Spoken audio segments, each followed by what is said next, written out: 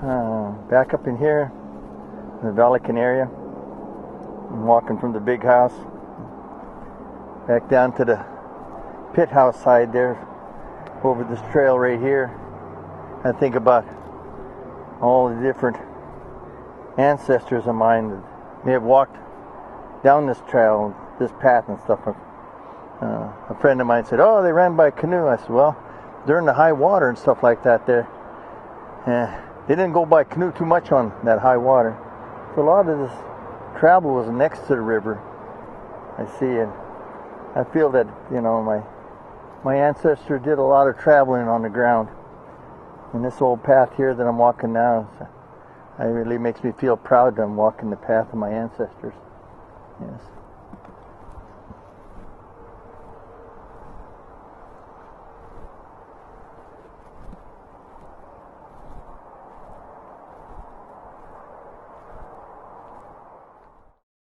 We were talking about earlier about the extinction clause, my court case, something in the lines of this court case hopefully will bring out the fact that this particular area, although it has no existing huge band or tribe of Sinixt in it now, at one time, what you look at the pit house site, you read the historical records and stuff of first contact people in this area, and the Sinixt people in this area were numbers in the thousands, because of the diseases of smallpox, because of adverse conditions, changings of economy, different things like that there.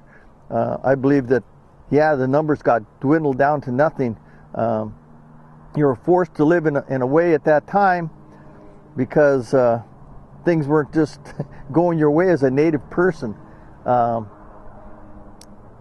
Historically, my hunting case, the one that's in the court now, started in 2010, where I harvested an elk in this area right here. The part of the game officers coming to the area here determined that, yes, I have harvested an elk and stuff. From that point in time there, we started court proceedings. Other people of my band and stuff have tried to call for recognition in this area, but for whatever reason and stuff like that there, it never got to the ears of the government, the public and stuff like that. Got more to the public than anything, I think, but never to the government. I believe through my court case, things may reverse or turn around a little bit in that area to get the government to look at my point of the view that this is my homeland here, that my ancestors were here, and it wasn't for my ancestors being here, I wouldn't be here in front of this camera today.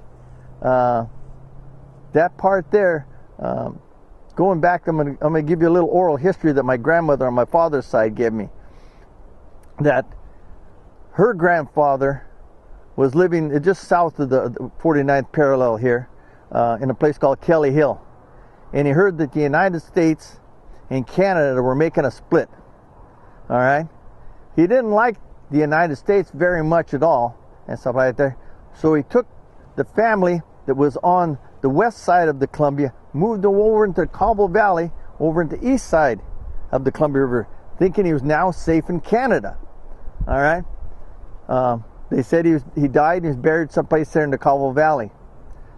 For whatever reason, they started dwindling the reserves. At one time, the Cobble Reservations in circumference 1/3 of the state of Washington, which was Pend Oreille County, Stevens County, Ferry County, and Okanagan County. And then it just kept shrinking smaller and smaller and smaller till it got to my grandmother's father, old Paul, who was living in the Cobble Valley at that time. And they said, now we're going to move you from Stevens County over into Ferry County. And they said, no, you can't bother me, because my father said, I'm here in Canada. We've came across the river. We're safe now. And then the government officials told old Paul, no, you're not in Canada. Canada is an imaginary line north of you here. You can't see it, but that's Canada, and this is the United States. And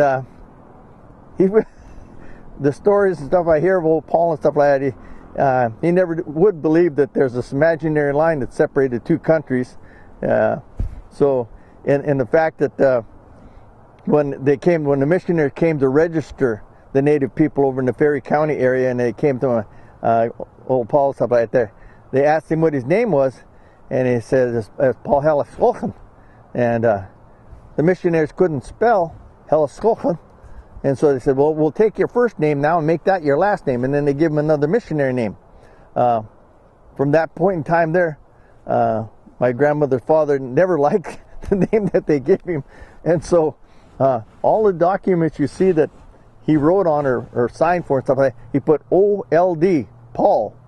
That's what, he was at the age of 35 at that time, which was considered old. And so that's what, then so forth on the rest of his life, and all the rest of the documents that he signed, he just put OLD, Paul, old Paul. From the point in time there, my grandmother, like I said, she informed me about me being a lakes person, that I equivocated to a small lake that was by my residence there, and it wasn't until a little later on in schooling and stuff that I learned that the upper Arrow Lakes here is where we originated from.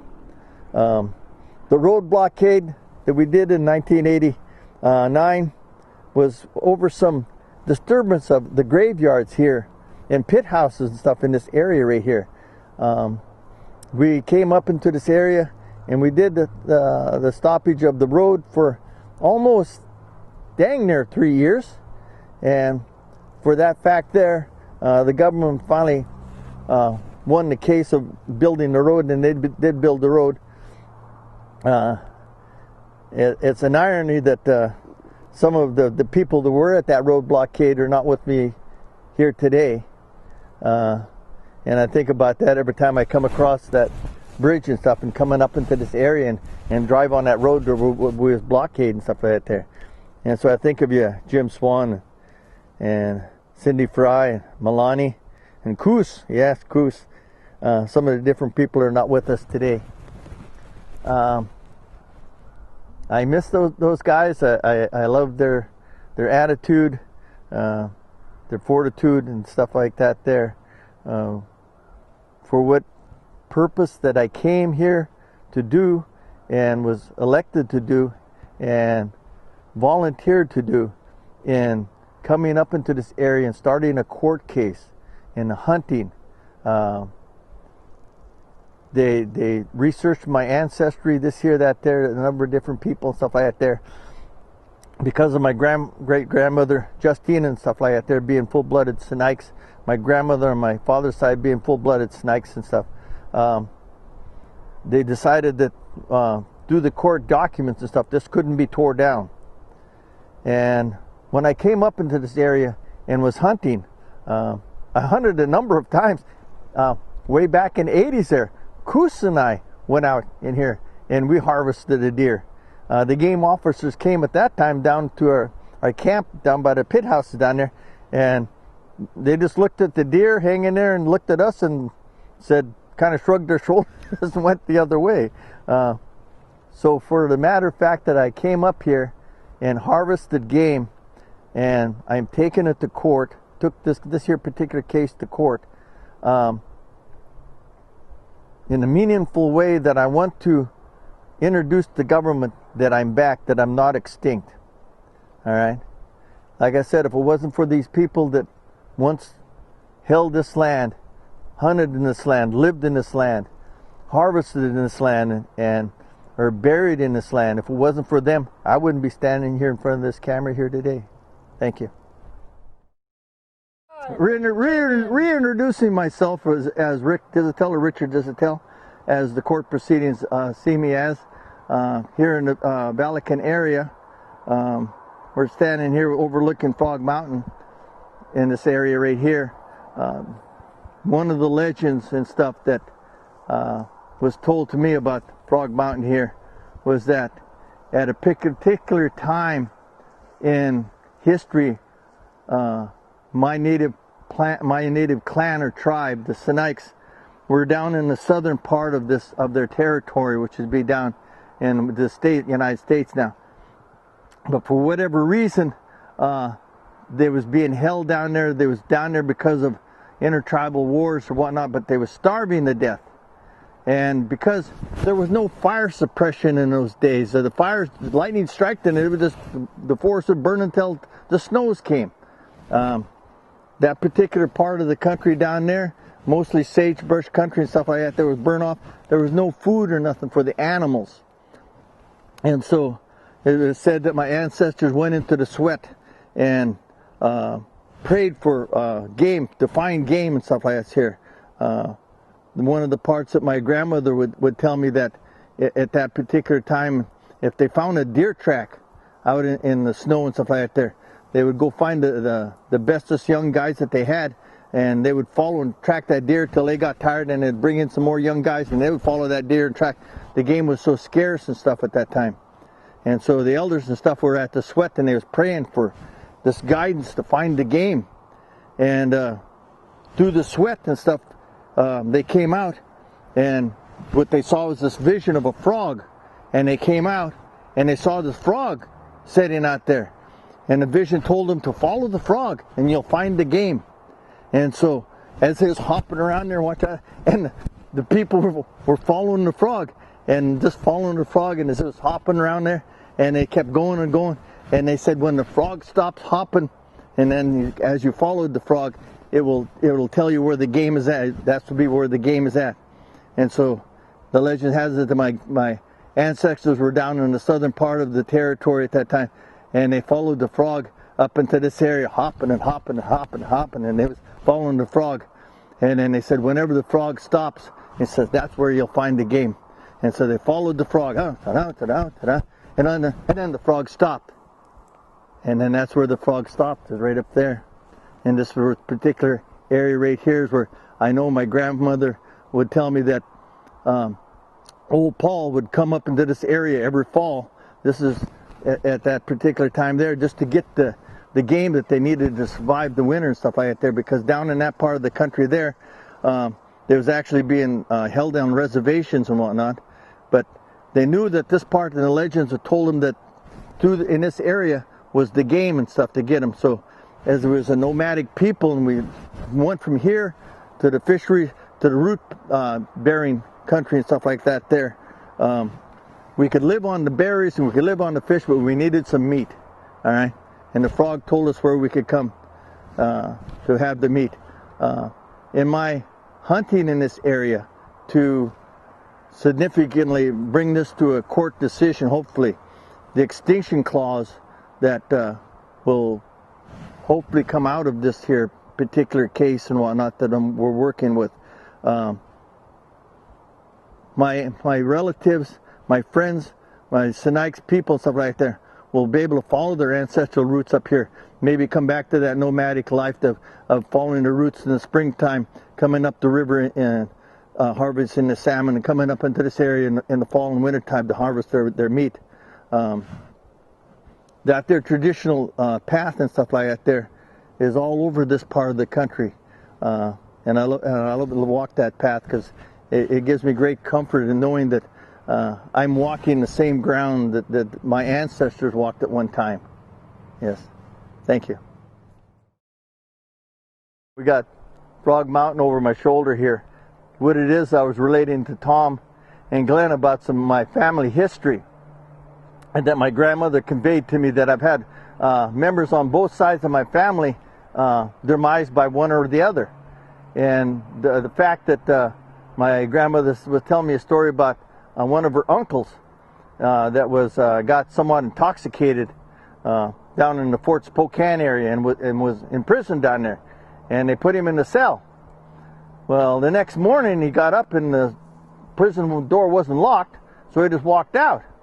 And the soldiers there told him, "Halt, halt, halt." And of course he didn't speak any American or English. All he spoke is the native tongue. And he didn't understand what they were saying, so he just kept on walking. Well, at one point in time, the only way the soldiers thought they could stop him is they fired and shot him dead. And that was that part there that would be on my father's side of the tree there. And then on my mother's side of the tree, I've had a Sinixt member kill some of my Fry side of the family. It happened down in the Kettle Falls area, where the Sinikts were living, or somewhat staying on the west side of the Columbia River at the Kettle Falls there, and most of the non-native people were living on the east side of that. And the dispute of the native people, the Sinixt people, said that someone stole their dog, and they accused the non-native community of stealing their dog. Well, for whatever reason, the Sinixt people were very upset, and they was going to go to war over this dispute of this lost dog. And for one reason or another, it would be my grandfather's father and his brother George and Richard, my grandfather's father, found the dog, and they sent word across the river there that they found the dog and that they was bringing it back. Well, when Richard and George loaded up the dog and the canoe was going across the river, it said that one of the native people that heard about the war party that was going to take place on the other side of the river was not informed about them bringing the dog back. Well, he saw the two non-native people in the canoe with the dog, and he thought that these were the culprits that stole the dog. He took his bow and shot and killed George. From that point in time there, they brought the canoe ashore and they captured Richard, which would be my grandfather's father, and held him, and they was going to kill him. My great-grandmother Justina, this is where she comes into the picture. And something like the Sacagawea, and this here's told story, but it's in the papers. She rescued my grandfather's father late that night, cut him loose, and just like in the Lewis and Clark acquisition, with a baby tied on her back, with Richard under her wing and stuff like that there, they fled the area, the Kettle Falls area, went over a range of mountains over into the Pend d'Oreille, escaped the war party and whatnot. From that point in time, they settled over in the upper panhandle of Idaho, over there at Bonner's Ferry. At that time there, Richard, he became a produce manager, you might say. They raised a great big garden in Bonner's Ferry, and they would take their produce. This is the hundreds and hundreds and hundreds of miles from Kettle Falls, but they would take this produce, load it in a wagon with horses. It's got pictures of it there at Myers Falls there. The building's still standing there in Kettle Falls, but it shows his team of horses and wagon, and they're delivering the produce to Myers Falls there, out of Bonner's Ferry, Idaho, which is somewhat of a feat. I think it's like a 7-day trip from by horse and wagon from Bonner's Ferry at that time. So that part there.